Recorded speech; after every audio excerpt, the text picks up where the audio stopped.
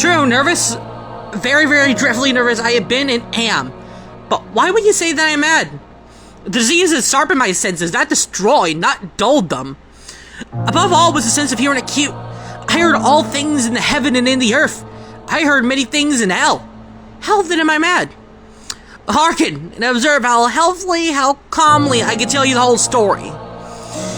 It's impossible to say how first the idea entered my brain, but once conceived, it haunted me day and night.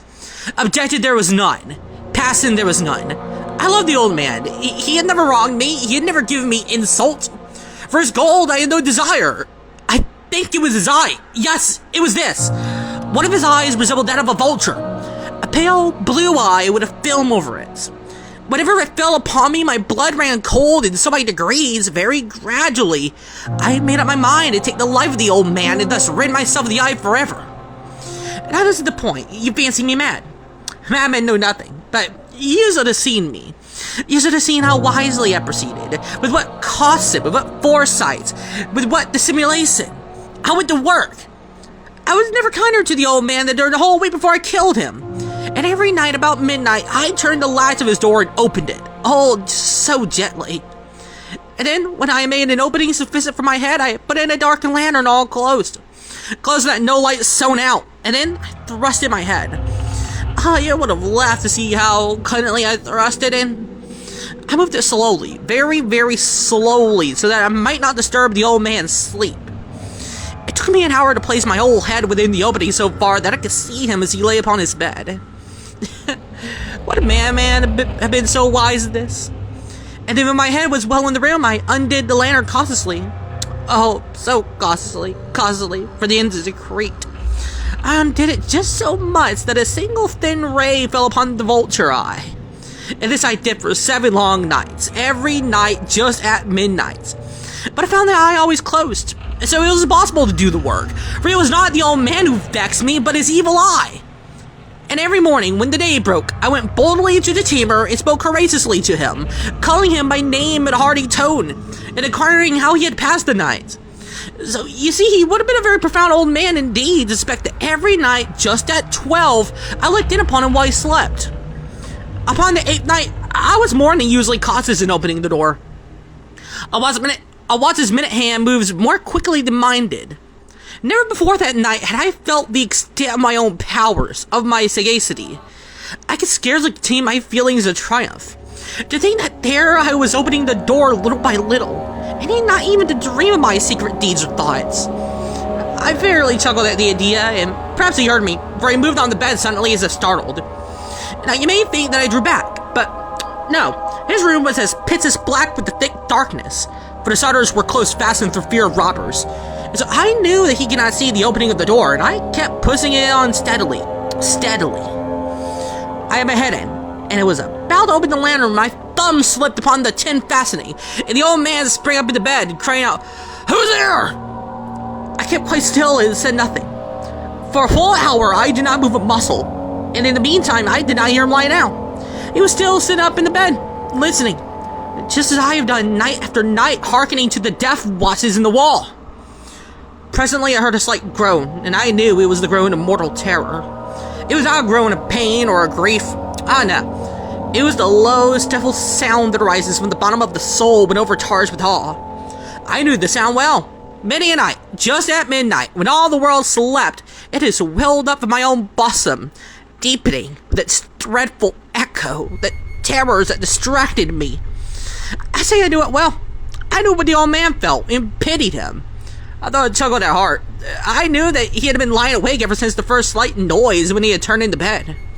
His fears had been ever since growing upon him. He had been trying to fancy them causeless, but could not.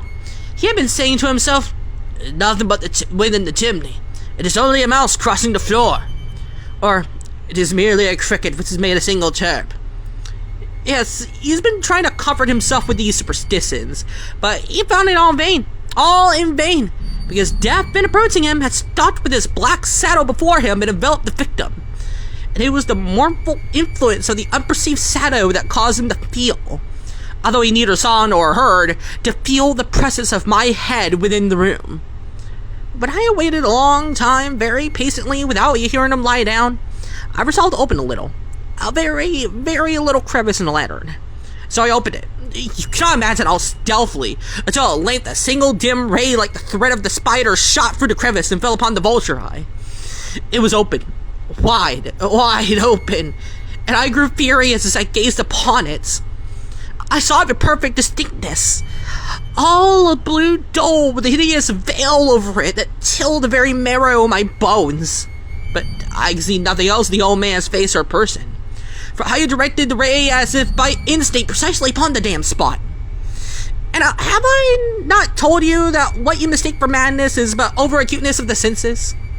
Now, I say, there came to my ears a low, dull, quick sound, such as a watch makes when enveloped in cotton. I knew that sound well, too. It was the beating of the old man's heart. It increased my fury, as the beating of a drum stimulates the soldier into courage. But even yet I refrained and kept still. I scarcely breathed. I held the lantern motionless. I tried how steadily I could maintain the ray upon the eye. Meantime, the hellish tattoo of the heart increased. It grew quicker and quicker and louder every instant. The old man's terror must have been extreme. It grew louder. I say louder every moment. Do you mark me well? Have I told you that I am nervous? So I am. And now, at the dead hour of the night, amid the dreadful silence of that old house, so strange and noiseless this excited me to uncontrollable terror. Yet, for some minutes longer I refrained and stood still. But the beating grew louder. I thought the heart must burst. And now a new anxiety seized me. The sound would be heard by a neighbor. The old man's hour had come. With a loud yell, I threw open the lantern and leaped into the room. He shrieked once only. In an instant, I dragged him to the floor and pulled the heavy bed over him. I then smiled gaily to find the deed so far done. But for many minutes, the heart beat on with a muffled sound. This, however, did not vex me. It would not be heard through the wall. At length it ceased. The old man was dead. I removed the bed and examined the corpse. Yes, he was stone dead. I placed my hand upon the heart and held it there many minutes. There was no pulsation. He was stone dead. His eye would trouble me no more. If still you think me mad, you'll think so no longer when I describe the wise precautions I took for the concealment of the body. That the night waned and I worked hastily, but in silence. I took 3 planks for the flooring of the chamber and deposited it all between the scantlings. I then replaced the boards so cleverly, so cunningly, that no human eye, not even his, could have detected anything wrong. There was nothing to wash out, no stain of any kind, no blood spot, whatever. I had been too wary for that. When I made an end of these labors, it was 4 o'clock, still dark as midnight. As the bell sounded the hour, there came a knocking at the street door. I went down to open it with a light heart, for what had I now to fear? There were 3 men who introduced themselves with perfect suavity as officers of the police. A shriek had been heard by a neighbor during the night. Suspicion of foul play had been aroused. Information had been lodged at the police office, and they, the officers, had been deputed to search the premises. I smiled, for what had I to fear? I bade the gentleman welcome. The shriek, I said, was my own in a dream. The old man I mentioned was absent in the country. I took my visitors all over the house. I bade them search well. I led them at length to his chamber. I sold them his treasures, secure, undisturbed. In the enthusiasm of my confidence, I brought chairs into the room, and desired them here to rest from their fatigues. While I myself, in the wild audacity of my perfect triumph, placed my own seat upon the very spot beneath which reposed the corpse of the victim. The officers were satisfied. My manner had convinced them. I was singularly at ease. They sat, and while I answered cheerily, they chattered of familiar things. But ere long, I felt myself getting pale and wisdom gone. My head ached, and I fancied a ringing in my ears, but still they sat, still chatted. The ringing became more distinct. It continued to become more distinct. I talked more freely to get rid of the feeling, but it continued and gained definitiveness, until at length I found that the noise was not within my ears. No doubt I now grew very pale, but I talked more fluently and with a heightened voice, yet the sound increased, and what could I do? It was a low, dull, quick sound. much such a sound as a watch makes when enveloped in cotton. I gasped for breath, and yet the officers heard it not. I tried more quickly, more vehemently, but the noise steadily increased. I arose and argued about trifles, in high key and with violent gesticulations, but the noise steadily increased. Why would they not be gone? I paced the floor to and fro with heavy strides, as if excited and fury by the observations of the men, but the noise steadily increased. Oh God, what can I do? I foamed, I raved, I swore. I swung the chair upon which I had been sitting, and grated it upon the boards, but the noise arose overall and continually increased. It grew louder, louder, louder, and still the men chatted pleasantly and smiled. Was it possible they heard it? Was it possible they heard not? Almighty God, no, they heard. They suspected, they knew. They were making a mockery of my horror. This I thought, and this I think. But anything was better than his agony. Anything was more tolerable than his derision. I could bear these hypocritical smiles no longer. I felt that I must scream or die.